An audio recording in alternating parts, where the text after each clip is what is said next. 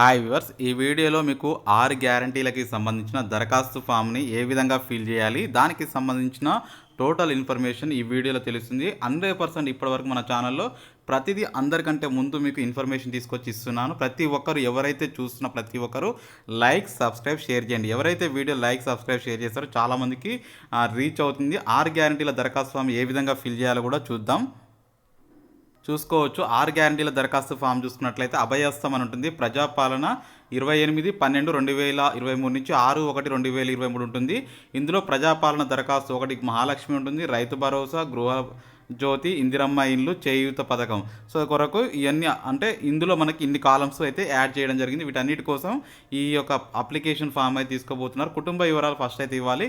ఇక్కడ సైడ్ మనకి చూసుకున్నట్టయితే సీఎం రేవంత్ రెడ్డి ఫోటో అయితే ఇక్కడ సైడ్ ఉండడం జరిగింది. నెక్స్ట్ మనకి ఇక్కడ దరఖాస్తు కుటుంబ వివరాలు చూసుకుంటే దరఖాస్తుని వివరాలు, అదేవిధంగా దరఖాస్తు సంఖ్య నెంబర్ ఎంత అనేది వేయాలి. ఇక్కడ దరఖాస్తుదారుని ఫోటో నేను గతంలో చెప్పాను కదా, ఫోటో రెడీ చేసి పెట్టుకోండి, ఎప్పటికైనా సడన్గా అవసరం పడుతుంది.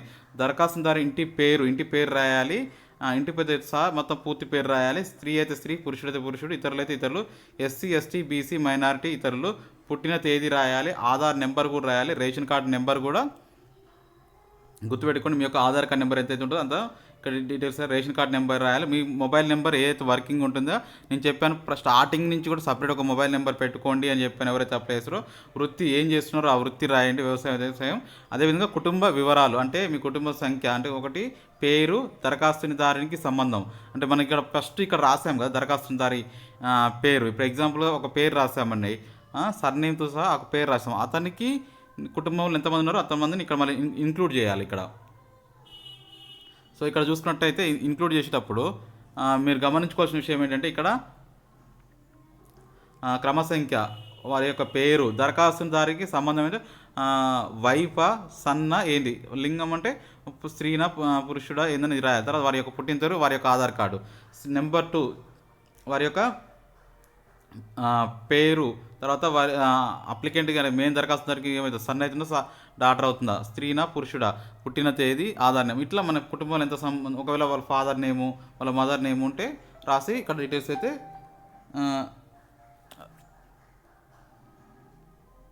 ఇలా కుటుంబంలో ఉన్న టోటల్గా సభ్యుల పేర్లు మొత్తం రాసి ఇక్కడ మీరు సబ్మిట్ చేయాల్సి ఉంటుంది.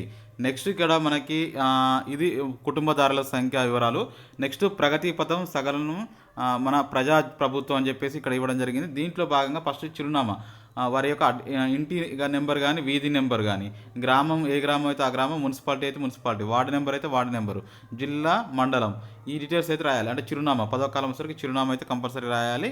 ఒక అభయస్థం గ్యారంటీ పథకాలు లబ్ధి పొందడానికి వివరాలు, కావాల్సిన పథకం. ఇప్పుడు ఒకవేళ మహాలక్ష్మి పథకం కావాలి అనుకుంటే ప్రతి నెల ఆర్థిక సాయం కావాలంటే టిక్ చేయండి. 500 రూపాయలకి గ్యాస్ సిలిండర్ కావాలంటే టిక్ చేయండి. ఒకవేళ గ్యాస్ నెంబర్ ఏముందో అది టిక్ చేయండి. సరఫరా చేస్తున్న కంపెనీ నేమ్, ఇప్పుడు మనకి భారత్ గ్యాసా, ఇండియనా, హెచ్పిఆర్ రాయాలి. సంవత్సరానికి వినియోగిస్తున్న గ్యాస్ సిలిండర్ల సంఖ్య ఏంటంటే 5 అయితే 5, 6 అయితే 6, ఎన్నైతే అని మీరు ఫిల్ చేయండి. అంటే మీ ఇష్టం వచ్చినట్టు ఫిల్ చేయడానికి ప్రయత్నం చేయకండి. అంటే తక్కువ ఉంటే ఎక్కువ ఇస్తే ఎక్కువ రాసి ఎక్కువ ఇస్తారని ఏమి ఉండదండి. సో మీరు చూసుకొని ఎంతవరకు వాడుతున్నారో అంతవరకే చేయండి. నెక్స్ట్ రైతు భరోసా పథకానికి అప్లికేషన్ చూసుకుంటే ప్రతి ఏటా ఎకరానికి 15,000 రూపాయలు రైతు ఆర్ కౌలు రైతు ఏదైతే అది పట్టాదారు పాస్బుక్ నెంబర్లు ఎన్ని నెంబర్లు ఉంటే అన్ని నెంబర్లు రాయండి. నెక్స్ట్ సాగు చేస్తున్న భూమి వివరాలు కూడా రాయండి, సర్వే నెంబర్లు కూడా. అదేవిధంగా వ్యవసాయం కూలీలకు ఏటా 12,000. సో ఉపాధి నెంబర్ నెంబర్ ఉంటుంది, ఆ కార్డు నెంబర్ కూడా రాయండి. నెక్స్ట్ ఇక్కడ చూసుకుంటే ఇందిరమ్మ ఇండ్లకు సంబంధించి వస్తే ఇందిరమ్మ ఇండ్లకి ఆర్థిక సాయం అని రాసి ఇక్కడ ఏంటంటే 1.1 నిర్మాణానికి ఆర్థిక సాయం 5 లక్షలు. సో అమరవీరుల నిర్మాణ మరియు ఉద్యమకారులకి 250 గజాల ఇంటి స్థలం. సో అమరవీరుల కుటుంబము అదేవిధంగా అమరవీరుల పేరు, ఎఫ్ఐఆర్ నెంబరు, మనకి అమరవీరుల సంవత్సరం, డెత్ సర్టిఫికేట్స్ ఇవన్నీ ఉంచాలి.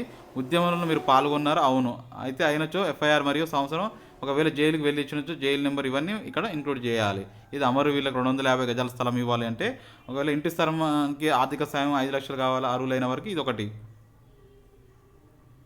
నెక్స్ట్ గృహజ్యోతి పథకం చూసుకుంటే కుటుంబానికి ప్రతి నెల 200 యూనిట్ల వరకు ఉచిత విద్య. మీ నెలసరి గృహ విద్యుత్ వినియోగం ఎంత ఉంది ప్రజెంట్గా, 100 నుంచి ఉందా, 200 నుంచి ఉందా, 200 పైన ఉందా. గృహ వినియోగ విద్యుత్ మీటర్ కనెక్షన్ల సంఖ్య ఏంటంటే నెంబర్ రాయాలి. తర్వాత చేయూత పథకం, అంటే చేయూత పథకం ఏంటంటే ప్రతి నెలకి 4,000 రూపాయలు ఇవ్వాలి. సో దివ్యాంగులకి పెన్షన్కి 6,000 పొందేందుకు ప్రస్తుతం వివరాలు. దివ్యాంగులు అయితే దివ్యాంగులు సదరం సర్టిఫికేట్ నెంబర్ ఉండాలి. సో ఇతరులు అయితే వృద్ధాప్య, వితంతు ఏదైతే అది టిక్ చేయండి. ఇక్కడ గీత కార్మికులు, డయాలసిస్ ఇవన్నీ మీరు క్లిక్ చేసినట్టయితే వస్తుంది. ప్రగతి పదం చూసుకోండి. నెక్స్ట్ తెలంగాణ రాష్ట్ర ప్రభుత్వం చూసుకున్నట్లయితే నెక్స్ట్ అభయస్థంలో మహాలక్ష్మి, రైతు భరోసా, చేయూత ఇవన్నీ మనం చూసాం. యువ వికాసం అనే తర్వాత అప్లై చేసుకోవచ్చు. సో కావాల్సిన డాక్యుమెంట్స్ చూసుకుంటే జతపరచాల్సిన డాక్యుమెంట్స్ ఆధార్ కార్డు జిరాక్స్, అదే తెల్ల రేషన్ జిరాక్స్ ఖచ్చితంగా ప్రతిదాని పైన సమర్పించడం అన్ని వాస్తవమని ధృవీకరిస్తున్నారు. దీనికి సంబంధించి మీరు సంతకం అయితే చేసి ఇక్కడ మీ డేట్ కూడా రాయాల్సి ఉంటుంది.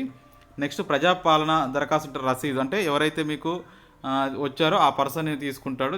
వాళ్ళ యొక్క పేరు, వాళ్ళని డీటెయిల్స్ రాసి గ్రామ అధికారి సంతకం ఇవైతే రాసి ఇక్కడ ఇస్తారు. అంటే ఇందిరమ్మ ఇండ్లు పథకం, రైతు భరోసా, చేయూత, గృహలక్ష్మి పథకం, గృహజ్యోతి పథకం ఇవన్నీ వాళ్ళు టిక్ చేస్తారని టిక్ చేసి ఇవ్వాలా వద్దనేది చూస్తూ ఉంటారు. ఇది మొత్తానికైతే ఓవరాల్గా తెలంగాణలో అన్ని పథకాలకి సంబంధించి వచ్చిన న్యూస్. ఇక్కడ మళ్ళీ మీకు ఒకసారి క్లారిటీ కూడా చెప్తాను.